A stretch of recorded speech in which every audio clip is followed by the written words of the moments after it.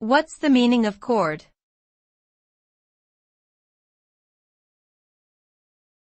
Chord.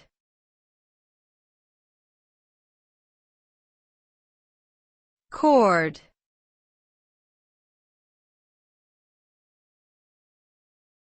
Chord.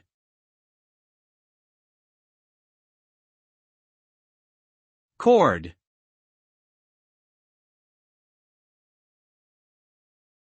A chord is a musical term that refers to when three or more notes are played simultaneously.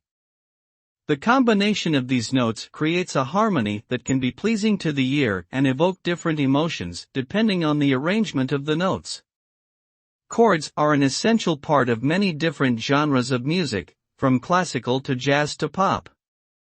They can be played on a variety of instruments, including guitar, piano, and even some wind and percussion instruments. In summary, a chord is a musical device used to create harmony by combining multiple notes.